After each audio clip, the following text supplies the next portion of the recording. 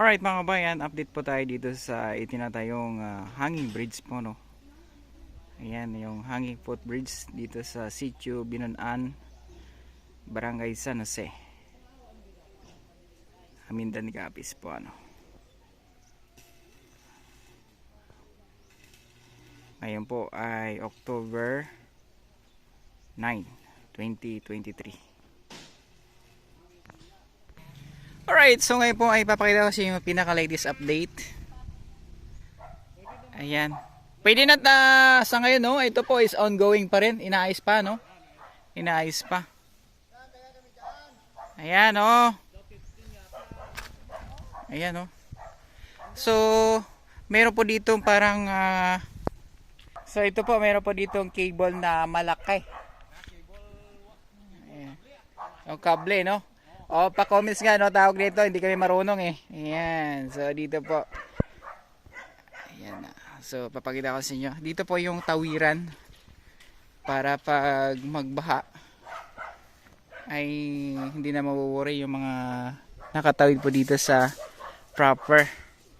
Para ito na po yung right of way ng mga tao dito, no. Ayan. So, pakita ko lang sa inyo update, no.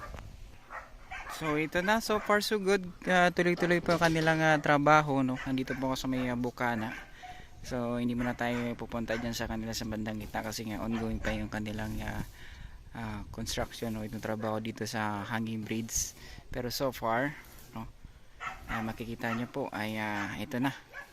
Meron na pong update. Ongoing na. Matatawiran nito ng ating mga kababayan na tatawid po dito sa barangay San Jose, tatawid po dito sa Sitio Binunan, no? Ayan, kulay red yung pintura, tapos white dito sa gilid screen. So ang forma niya, ito na siya, oh. So ayan na po, meron po ditong poste para po doon magkakaroon ng parang pundasyon siguro ito. Ayan. Tayo dito sa may bandang baba. Tayo pwede tumawid doon kasi gumagawa pa sila eh. So pag ano kasi mga bayan, pag umuulan ng malakas, bumabaha, ay mataas dito yung tubig. Ayan, so dito ang tawiran so far, pero pag magkaroon po ng malakas na baha ay ito, tanga ito, no, pero nilagyan niya ng tali. So ito na yung buhangin. Ayan.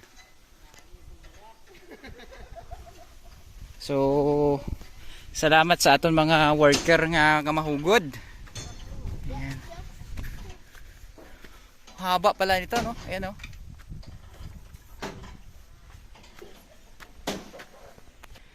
Alright mga kabayan, so ito po yung Sitio Binunan. Yan, may mga tanim pa dito ang talong. So dito pa, andito na po ako sa dulo. Ayan, oh. So yung nakikita nyo po, ito na po yung tulay or footbridge. So ayan po yung kanilang no, ang kanilang natatapos at tuloy pa ang kanilang trabaho. So malaking tulong po ito mga kababayan pag bumabaha ay hindi na mahirapan yung mga kababayan natin dito. Itong napakagandang footbridge. Ayan po. So sa ngayon hindi muna tayo tumawid dyan kasi nga ongoing pa yung trabaho nila at para hindi tayo sa gabal. So ngayon po ito yung ating update. Shoutout gali kay Insan nga nakapula. Ayan, oh, veterano yan dito. Ayan mga bayan. Oy, sorry. So ayan po yung ilog. Yung tubig na yan ay nanggagaling po yan ng Pangabit-Cabiton Falls. Diretso po yan doon sa Barangay Santo Rosario, Hamindan Capiz pa rin mga kababayan. Ayan po. Ito, pakita ko sa inyo. Ayan na. Kulay pula ang pintura, oh. Ganda, oh. Dito lang tayo sa may bukana mga bayan para hindi tayo makaistorbo dyan sa kanilang trabaho. Pero so far so good. Good news po ito, no, sa mga taga barangay San Jose at sa mga dayo na tatawid dito, no. Ayan, tibay dito, oh. Ganda, no. Ganda ng kanilang pagkagawa. Ayan. O, pa-share naman natin vlog, pa-comments below ano po reaction nyo dito sa project na to, no. Ayan po. Ganda, no. See? Ayan, ayan po yung update natin. Alright mga kabayan, so ito po yung footbridge or hanging bridge po na tinatay po dito sa barangay San Jose, Capiz. Eto, papakita ko sa inyo yung saan ba siya tatagos. So dito, mayroon po ditong ano, no, taniman. Ayan, ito yung sitio Binunan.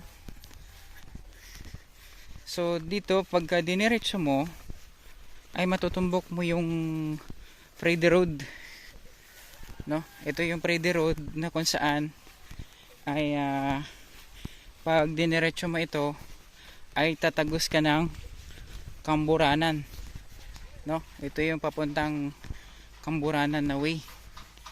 Dadaan ka ng Malanaw, Binunan, no? Ayan, so ito na yung karsada. Ayan, ito karsada po ito. Dito diretso sa ano, sa Binunan. Ayan. Paul, morning, gandang hapon. So ito na yung karsada. Ayan, karsada to. Alright mga bayan, pag diniretso mo ito mga bayan, tagos po ito sa bayan naman po ng Tapas, no?